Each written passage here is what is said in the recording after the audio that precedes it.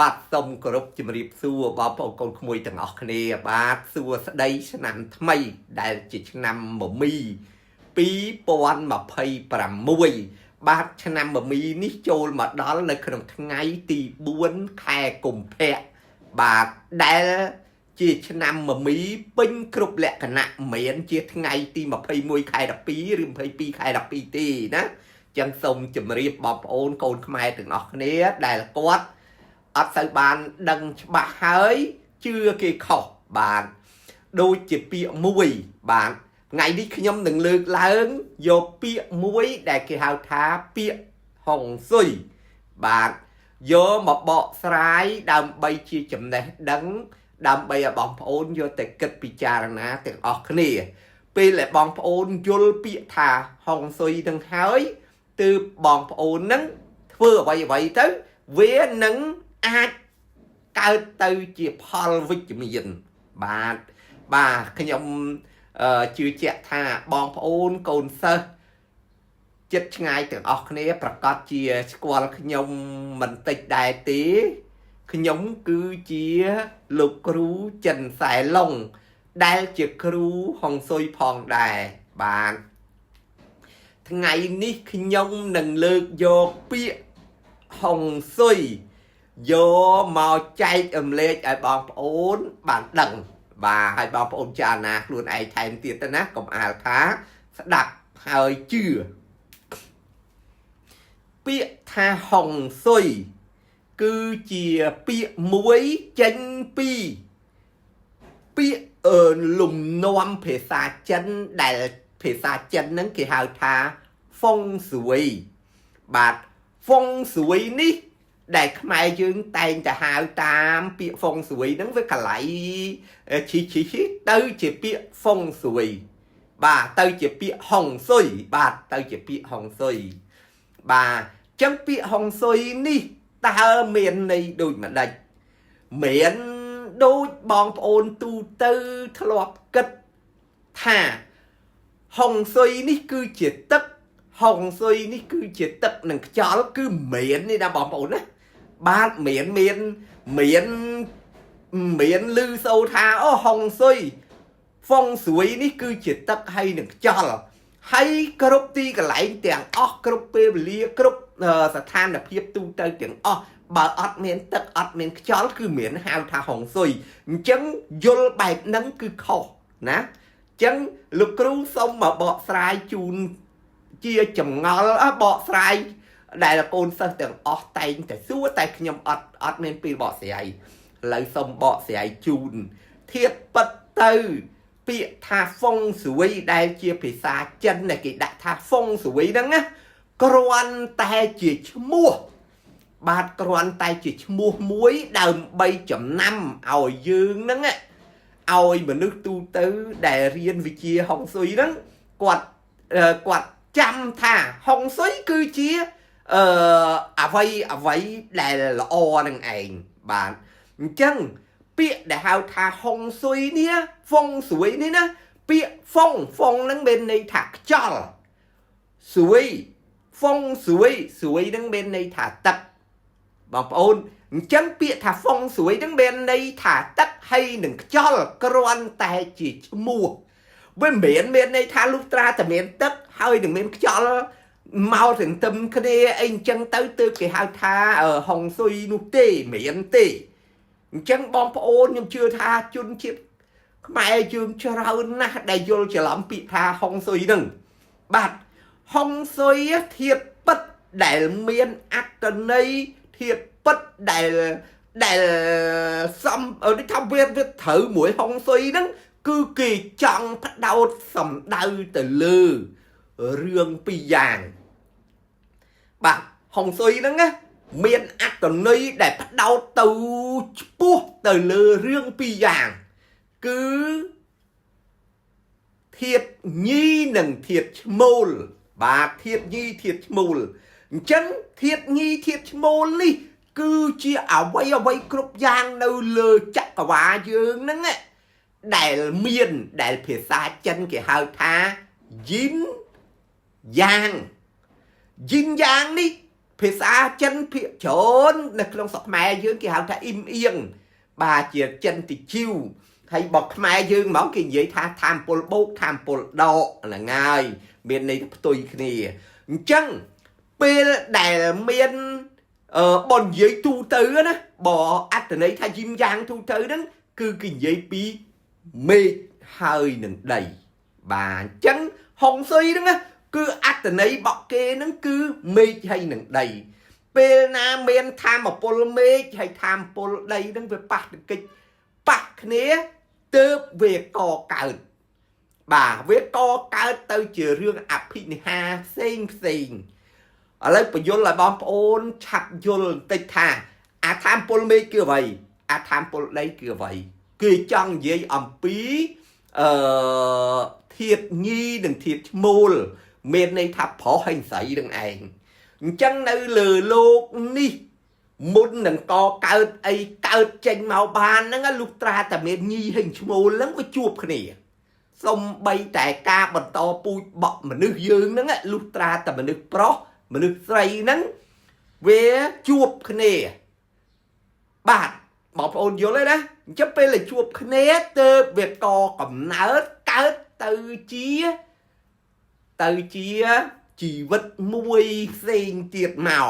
អញ្ចឹងនៅក្នុងរឿងហុងស៊ុយគឺគេចាប់យកកន្លែងដែលកកើតហ្នឹង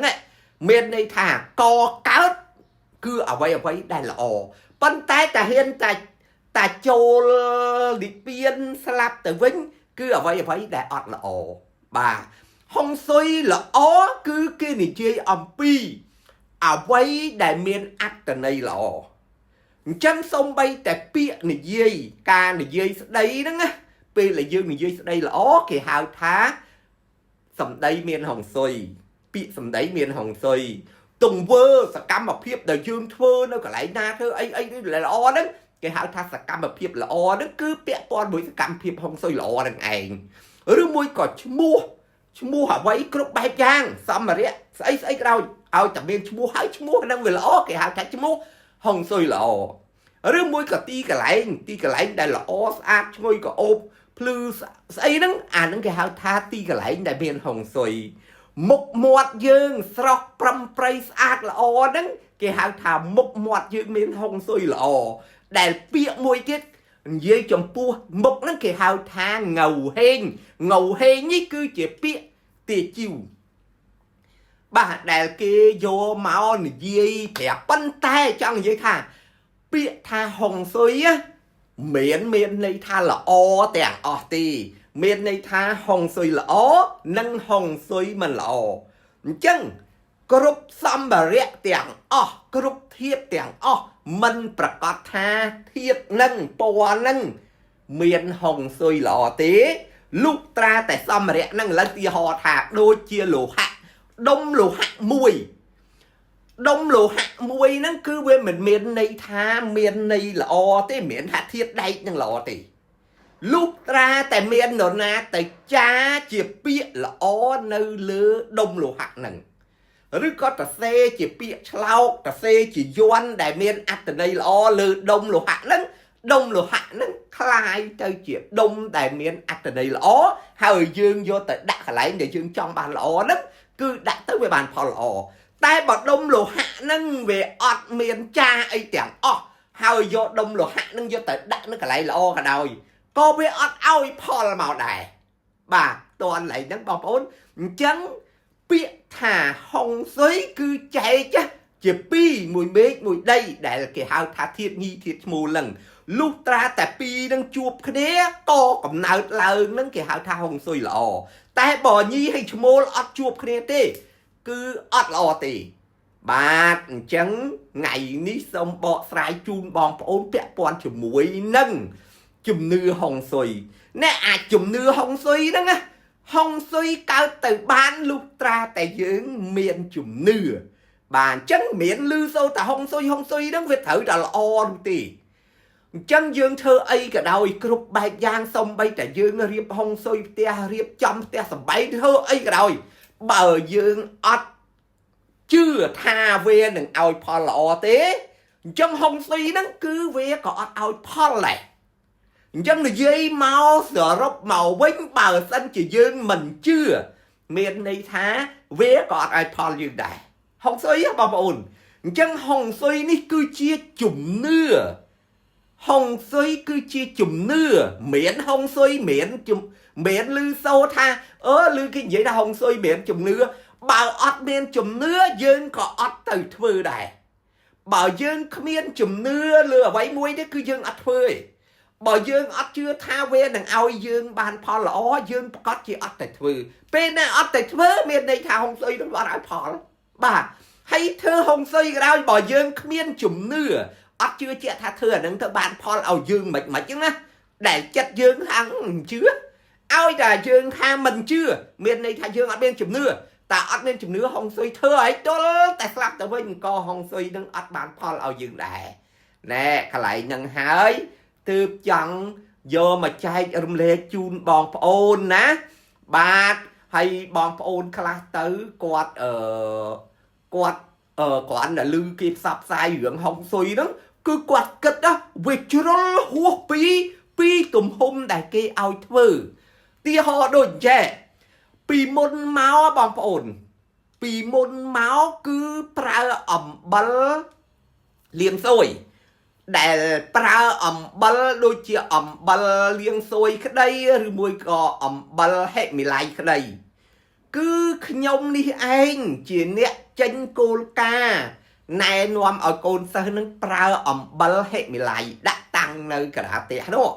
bà cả lần nhông này nuông bal lần hơi ở miền khu không xôi khá vay bà hà mặc nhầm tiệt bà chân ca này nuông ở bom ôn prao bal hệ mày lai cùm plương bal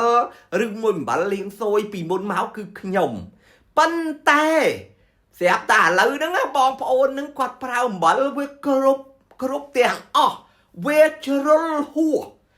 churol hua pi đen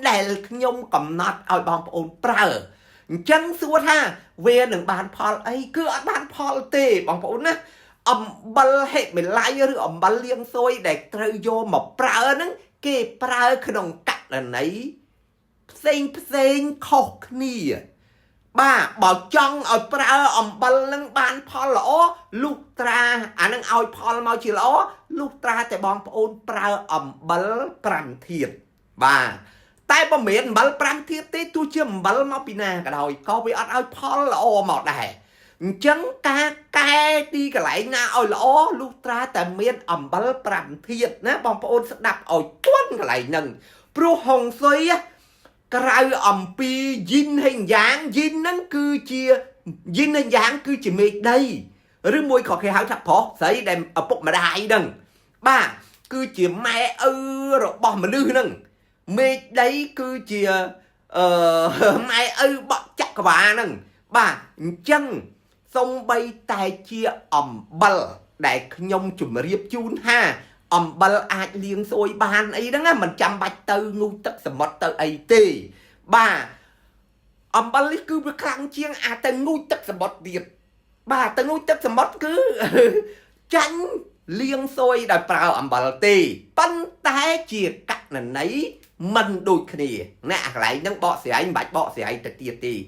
lời khi nhom chăng thì dễ bẹ pon mũi hồng xôi đó cái ẩm pi bay chạy về chân chìa dính dàng nắng vía miền cọp đòi bờ sân chỉ dính dàng chụp kia nắng cứ về co cợt màu chia buồn tư nắng ở ruộng miền tèng pram thiệt nè không buồn cứ chân thơ ấy cả đòi bờ ót miền pram thiết miền này thá với ót ban Paul lõ bà ta men pram thiệt thế cứ về ai Paul lõ tê bạn chân nó không rương hồng xôi chân bàn hồng xôi lõ nắng lục ta tại miền thiết tiền pram đi về nơi không dính hơi nừng giang bà dính hay nừng giang nắng về mua cái hao tha chia phong suối cứ chỉ mua mình miền này tha chia đất hơi nè quán này mua nó bên miền này bỏ mua phong miền này thả cho suối miền này thả đất ប៉ុន្តែមានន័យថាដល់ឲ្យមានទឹកហើយមានទឹកហើយនឹងមានខ្យល់ទើបបានមានហុងស៊ុយមានទេបាទការកកើតជីវិតគឺមានន័យថាឲ្យតែមានសកម្មភាពគ្រប់ទំនិញគ្រប់របស់របរប្រើប្រាស់ឲ្យតែមានសកម្មភាពមានន័យថាមានជីវិតអញ្ចឹងការមានជីវិតនឹងទៅបានលុះត្រាតែមានជីនហើយនឹងយ៉ាងចូលមកបាទមិនហាក់ដល់មានខ្យល់ផងដល់មានទឹកផងហើយចុះទូរស័ព្ទដែលកំពុងថតនេះបាទទូរស័ព្ទដែលខ្ញុំកំពុងថតនេះក៏ជាទូរស័ព្ទបាទដែលមានជីវិតដែរសួរថាតើជីវិតបាក់ទូរស័ព្ទហ្នឹងវាសំប្រកបជាមួយនឹងខ្យល់ហើយទឹកដែរអត់មានទេអត់មានដល់តែមានខ្យល់ហើយមានទឹកទើបបានគេហៅថាមានហុងស៊ុយទេអញ្ចឹងមានហុងស៊ុយទៅបានគឺអ្វីដែលកកើតពេលដែលកកើតនឹងឯងគេហៅថាមានហុងស៊ុយបាទមានមុខស្រស់ស្អាតល្អមានន័យថាមានសកម្មភាពស្អាតឡើងមកអាហ្នឹងគេហៅថាមុខមានហុងស៊ុយឬមួយក៏ពាក្យដែលគេហៅថាងៅហេងហ្នឹងគឺជាពាក្យមួយឈ្មោះសំដៅទៅលើមុខមាត់បាទមិនមានន័យថាហុងស៊ុយស្អាតអាវមានហុងស៊ុយរៀងមានហុងស៊ុយនឹងខុសមិននេះពាក្យថាមានហុងស៊ុយគឺកកើតចេញមកជាសកម្មភាពអានឹងហើយគេហៅថាមានហុងស៊ុយអញ្ចឹងដូចពាក្យថាមានហុងស៊ុយនេះនឹងមានពយលទៅគឺច្រើនខ្លាចតែលោកបងប្អូនហ្នឹងគាត់អត់ទាន់យល់អីចឹងប៉ុន្តែសរុបមកវិញសម្ភារៈអីក៏ដោយបើចង់ឲ្យវាមានហុងស៊ុយមកជាល្អ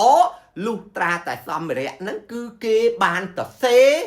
ពាក្យល្អពីលើគេបានចាពាក្យល្អពីលើគេបានទៅសេយន់ល្អពីលើដាក់នៅលើឧបករណ៍មួយហ្នឹងទៅទើបឧបករណ៍មួយហ្នឹងវាស្ដែងបន្សាយចេញចំហាយវាចេញវាកតុនឡើងមកជាអត្តពលល្អតែបើយើងហ៊ានទៅសេលើអីវ៉ាន់ហ្នឹងទៅសេពាក្យអាក្រក់នៅលើអីវ៉ាន់ហ្នឹងក៏វាឲ្យផលទៅរឿងផ្លូវអាក្រក់ដែរអញ្ចឹងយល់កន្លែងហ្នឹងបងប្អូនណាយល់កន្លែងហ្នឹងឲ្យច្បាស់ថាសម្ភារៈអីក៏ដោយចង់ឲ្យវាបានផលល្អទើបគេទៅសេចាពាក្យល្អបាទអញ្ចឹងហើយបងប្អូនហុងស៊ុយនេះគឺជនជាតិចិនជាអ្នករកឃើញហើយគ្រប់សម្ភារៈរបស់ជនជាតិចិនរបស់អីក៏ដោយក៏គេទៅសេពាក្យល្អនៅលើសម្ភារៈនឹងដែរបើអត់ទៅសេពាក្យល្អនៅលើសម្ភារៈនឹងទេអានឹងវាអត់ឲ្យផលល្អទេបាទដូចជារូបសេះនឹងក្រួយក្រងខ្ញុំមកពាក្យចិនដែលគេទៅសេដាក់នៅពីលើហ្នឹងគេទៅសេដាក់ថាកុងស៊ីហ្វាក់ឆាយនឹងអានឹងហើយគឺគេទៅសេពាក្យល្អដាក់លើហ្នឹងទើបយករូបហ្នឹងយកទៅប្រើយកទៅដាក់នៅកន្លែងណាហ្នឹងវាឲ្យផលមកល្អហើយនៅក្នុងផ្ទៃក្រហមបក់រូបហ្នឹងក៏គេមានទៅសេអក្សរហុកអក្សរហ្វូមានន័យថាអក្សរសុខសบายសុភមង្គលអញ្ចឹងមានន័យថារូបសេះទាំងមូលហ្នឹងបើយើងយកទៅបិទនៅកន្លែងណាវានឹងនាំឲ្យយើងមានសេចក្តីសុខមានសុភមង្គលហើយកុងស៊ីហ្វាក់ឆាយនឹងមានន័យថាមានបានហ្មងមានបានហើយរីករាយខ្លាំងហ្នឹងអញ្ចឹងសម្ភារៈអីក៏ដោយឲ្យតែបក់ចិនធ្វើមកតាមក្បួនត្រឹមត្រូវគឺគេមានសរសេរឬក៏ចាឬក៏បន្ថែមនៅយ័ន្តដែលមានអត្ថន័យល្អទើបយកទៅប្រើទៅវាល្អប៉ុន្តែធម្មតារបស់អស់នឹងលុះត្រាតែអ្នកដែលគេដឹងដូចជាគ្រូហុងស៊ុយគ្រូចិនសែដែលគេដឹងថាមុននឹងយកឲ្យកូនសិស្សយកទៅប្រើឬក៏យកឲ្យអ្នកដតីយកទៅប្រើយកទៅបិទឲ្យបានផលល្អហ្នឹងណាគឺគេធ្វើកិច្ចមួយទៀតដើម្បីឲ្យរូបភាពហ្នឹងវាមានជីវិតជីវ៉ាឡើងជាក់ស្ដែងបាទជាក់ស្ដែងដូចរូបសេះនៅក្រួយក្រងខ្ញុំហ្នឹងណាសេះនៅក្រួយក្រងខ្ញុំអត់ទាន់មានជីវិតជីវ៉ាទេរងចាំទៅដល់ថ្ងៃទី4ខែកុម្ភៈពេលវេលាម៉ោង4 2 នាទីឡើងទៅព្រឹកព្រលឹមឡើងគឺជាពេលវេលា ដែលផ្លាស់ប្ដូរឆ្នាំមមីចូលមកដល់អញ្ចឹងផ្ទៃមេឃព្រះអាទិត្យវានឹងកកើតចាំងរស្មីកម្លាំងកាំរស្មីព្រះអាទិត្យមកលើផែនភស្តុភាយើងនេះអញ្ចឹងវាផ្ដល់ឲ្យអត្តពលធាតុភ្លើងជាមមីហ្នឹងអញ្ចឹងគ្រូចិនសែគឺគេដឹងច្បាស់គ្រូចិនសែដែលគេដឹងគឺគេធៀមហីថាគេយកសត្វសេះប្រភេទហ្នឹងយកតែធ្វើកិច្ចនៅកន្លែងណាធ្វើនៅពេលណាធ្វើដោយវិធីណាដើម្បីទទួលបានធម្មពលដ៏អស្ចារ្យភាពភ្លើងចូលមកបញ្ចូលដូចបញ្ចូលថ្មបញ្ចូលធម្មពលឲ្យរូបហ្នឹងមានជីវិតជីវ៉ាកើតឡើងបាទអញ្ចឹងរូបសេះដែលយើងអាចយកទៅតាំងទៅបានផលល្អហ្នឹងលុះត្រាតែរូបសេះហ្នឹងគេបានធ្វើពិធីធ្វើកិច្ចអីត្រឹមត្រូវធ្វើនៅចំទីកន្លែងធ្វើឲ្យត្រូវជាមួយពេលវេលាហើយកិច្ចនោះធ្វើបែបណាពីគ្រូដែលមានអត្តពលមានបារមីពិតប្រាកដបាទហើយទម្រង់បក់រូបសេះហ្នឹងណាគឺទម្រង់ជាព្រះអាទិត្យបាទជាព្រះអាទិត្យមូលនៅក្នុងឆ្នាំ2026នេះគឺជាឆ្នាំធាតុភ្លើងសំដៅទៅលើភ្លើងព្រះអាទិត្យអញ្ចឹងសម្ភារៈដូចជាសេះអីនេះគឺគេត្រូវការឲ្យមូលដូចព្រះអាទិត្យអញ្ចឹងទើបវាត្រូវគ្នាវាស៊ីគ្នាវានឹងទៅឲ្យផលទៅវិញទៅមកបាទអញ្ចឹងបងប្អូន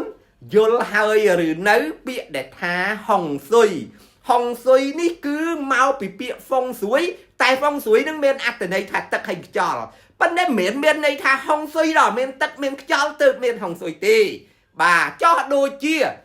នៅក្នុងធ្នូ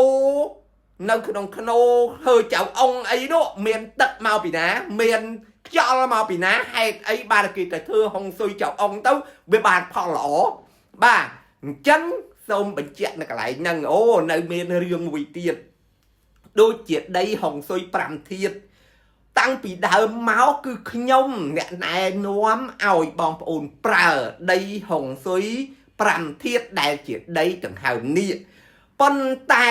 មានកូនសិស្សខ្លះទៅគាត់ថាគាត់ជាវពីគេហើយគាត់អត់ហ៊ានជាវពីខ្ញុំទេខ្លាចដីហុងស៊ុយ5ធាតុរបស់ខ្ញុំនឹងអត់ប្រកែដូចគេមានអញ្ចឹងទៀតទេបាទអានឹងស៊ីសងទៅលើយើងអ្នកសម្រេចចិត្តទេណាបងប្អូនវាពាក់ព័ន្ធមួយនិស័យដែរប៉ុន្តែចង់ជម្រាបថាដីហុងស៊ុយដង្ហើមនេះធាតុទាំង5នេះអ្នកដែលណែនាំគឺខ្ញុំដែលណែនាំឲ្យកូនសិស្សប្រើដោយវិធីណាប្រើនៅពេលណាប្រើដោយអ្វីខ្លះហ្នឹងគឺខ្ញុំនឹងឯងបាទមិនរួមមុខណាទេគឺខ្ញុំនឹងបាទប៉ុន្តែសូមជម្រាបថារឿងដីហុងស៊ុយ5ធាតុដែលវាខ្លែងខ្លាយហ្នឹងគឺវាមានពិតចឹងមានវាមានច្រើនណាស់កន្លែងណាក៏មានដីហុងស៊ុយខ្លែងខ្លាយដែរដីហុងស៊ុយ5ធាតុហ្នឹងប៉ុន្តែបងប្អូនគួរតែសង្កេតមើលបន្តិចទៅថាគេគ្រាន់តែផុសឲ្យយើងមើលដីហ្នឹងប៉ុន្តែគេអត់មានផុសឲ្យយើងមើលថាតើដីហ្នឹងគាត់ទៅយកពីណាមកតើគ្រូហ្នឹងមានទៅជីកទៅកាប់យកដីនឹងផ្ទាល់ដៃអត់គ្រូហ្នឹងមានដីនឹងនៅកន្លែងណាពិតប្រាកដអត់បងប្អូនបើបងប្អូនចង់ដឹងច្បាស់ថាពិតជាវាមានកន្លែងឡាយបងប្អូនសួរគេទៅដីនឹងយកមកកន្លែងណាដីបក់លោកគ្រូឯងហ្នឹងនៅកន្លែងណាជួយបង្ហាញឲ្យតិចមកតើពេលគ្រូឯងទៅយកហ្នឹងមានវីដេអូថតឲ្យមើលហើយទៅយកទៅពេលណាព្រោះការទៅយកដីដង្ហើមនេះធាតុទាំង5ហ្នឹងមិនចេះតែយកទេលុះត្រាតែគ្រូដែលទៅយកហ្នឹងជាគ្រូបរោះគ្រូប្រុសហើយមើលថ្ងៃកើតរបស់គាត់សុំថ្ងៃកើតរបស់គាត់ណាយកមកមើលតើដួងគាត់ត្រូវមួយធាតុដីអត់ថ្ងៃកើតរបស់គាត់ជាថ្ងៃធាតុដីដែរឬទេបាទធាតុដីយ៉ាងហើយពេលដែលគាត់ទៅយកដីហ្នឹងនៅម៉ោងណាថ្ងៃណាខែណាឆ្នាំណាព្រោះគេមានក្បួនគេត្រឹមត្រូវណាមុននឹងទៅជីកទៅយកគេធ្វើពិធីគេលេងភ្លេង គេលេងភ្លេងដើម្បីសុំម្ចាស់ទឹកម្ចាស់ដីឲ្យតួអង្គអ្នកណាដែលអាចទៅយកដីនឹងបានមិនមនុស្សស្រីអាចទៅយកដី5ធាតុនឹងបានមកទេយកបានបើទៅយកនៅកន្លែងដីហុងស៊ុយពិតប្រាកដណាទៅដល់កន្លែងដីហុងស៊ុយហើយយកបានមកប៉ុន្តែបើមនុស្សស្រីដីនឹងយកមកដូចជាដីខ្សាច់ធម្មតាអត់បានផលអីទេលុះត្រាតែជាគ្រូនឹងគឺជាគ្រូស្រីហើយមានដួងតិថីនឹងធាតដីយ៉ាងហើយរាសីត្រូវវាធាតដីទៀតគេទៅយកនៅម៉ោងធាតដីថ្ងៃធាតដីខែធាតដីឆ្នាំធាតដីធ្វើពិធីយកត្រឹមត្រូវណាទើបវាបានផលបាទអញ្ចឹងដោយសារកូនសើនឹងគាត់ថាគាត់ទិញហើយគាត់ទិញពីយើងខ្លាចឬទៅគេថាដីបក់ខ្ញុំនឹងចេះចោអីចឹងសួរគេសិនទៅតាមដានថាលោកឯងមានដីកន្លែងដីហុងស៊ុយបក់លោកឯងនឹងនៅកន្លែងភូមិសាស្ត្របក់លោកឯងនៅកន្លែងណាឲ្យដឹងឲ្យគេប្រាប់ភូមិសាស្ត្រដីហុងស៊ុយហ្នឹងនៅកន្លែងណាសុំមើលដីគេទៀតសុំមើលទីតាំងដីហុងស៊ុយបក់គេទៀតនៅកន្លែងណានៅខេត្តណានៅតំបន់ណាហើយកន្លែងហ្នឹងកន្លែងហុងស៊ុយចឹងមែនអត់បាទអូខេអញ្ចឹងថ្ងៃនេះមកចែកនេកពាក់ព័ន្ធជាមួយនឹងជំនឿហុងស៊ុយមានហុងស៊ុយល្អហុងស៊ុយដែរតែហុងស៊ុយមិនល្អបើកន្លែងហ្នឹងទីហោដូចឆ្នាំហ្នឹងទិសខាងជើងត្រូវការដាក់ដុំលោហៈបើគ្រាន់តែដាក់ដុំបាល់លោហៈដែលអត់មានចាជាអសអីដែលមានអត្ថន័យល្អទេដុំលោហៈហ្នឹងមិនបាច់ដាក់ទេអត់បានផលអីទាំងអស់លុះត្រាតែមានចាឬមួយក៏ជាដុំមាសធំមួយអ្នកបើមាសមានន័យថាមាសវាល្អជាដុំមាសល្អណាអាដុំមាសហ្នឹងវាល្អជាងអាតែដាក់ដុំបាល់ហ្នឹងទៀតហើយនិយាយចឹងមិនមែនលោកគ្រូអត់មានដុំបាល់ទេណាបងប្អូនចង់បានបាល់ពណ៌អសក៏ដោយបាល់ពណ៌ក្រហមក៏ដោយមកទេរយប់បានយប់ទេរថ្ងៃបានថ្ងៃហើយចង់យកប្រមាណសួរលោកគ្រូយកអាទំហំមកណាបាទប៉ុន្តែខ្ញុំអត់ណែនាំឲ្យបងប្អូនប្រើដុំលោហៈជាដុំបាល់អីចឹងទេអត់ទេព្រោះយើងរៀនវិជ្ជាហុងស៊ុយពិតប្រាកដពីប្រទេសចិនគ្រូបានប្រែផ្ដាំមកហើយប្រាប់ទៀតថាបងប្អូនពាក់ព័ន្ធជាមួយនឹងអ្នករៀនវិជ្ជាហុងស៊ុយបើចង់ឲ្យខ្លួនឯងនឹងខ្លាំងពូកែមានបារមីលុះត្រាតែខ្លួនឯងបានទៅគោរពគ្រូអុជធូបសុំគាត់ធ្វើជាគ្រូនៅចំពោះមុខទីសក្ការៈមេឃដីឬក៏វត្តអារាមវិហារដែលមានអក្សរដែលគេឆ្លាក់ថាមេឃដីគ្រូនឹងអនុញ្ញាតបោះត្រាឲ្យពីលើអញ្ចឹងបោះត្រាឲ្យលើខ្លួនញ៉ាបោះត្រាឲ្យលើក្បាលបោះត្រាឲ្យលើខ្លួនថាអនុញ្ញាតទទួលស្គាល់ថាខ្លួនគាត់នឹងគឺជាកូនសិស្សអញ្ចឹងពេលដែលយើងបានទៅថ្វាយអង្គមសុំគេធ្វើជាគ្រូមានត្រាបោះត្រាលើខ្លួនលើអាវលើក្បាលហើយនោះហើយយើងនឹងចាប់ផ្ដើមខ្លាយទៅជាគ្រូជាកូនរបស់គ្រូបន្តកិច្ចការពីគ្រូពិតប្រាកដមិនគ្រាន់គ្រូនិយាយទៅឲ្យអ្នកឯងឆ្នងជាគ្រូបានជាគ្រូឯណាគ្រូនឹងបោះត្រាលើខ្លួនគ្រូនឹងបោះត្រាលើអាវគ្រូនឹងបោះត្រាលើក្បាលលើមុខអីទៀតអានឹងទៅបានយើងអាចទទួលសិទ្ធិបានជាកូនសិស្សស្នងជាកូនសិស្សគ្រូហុងស៊ុយនឹងមកបាទ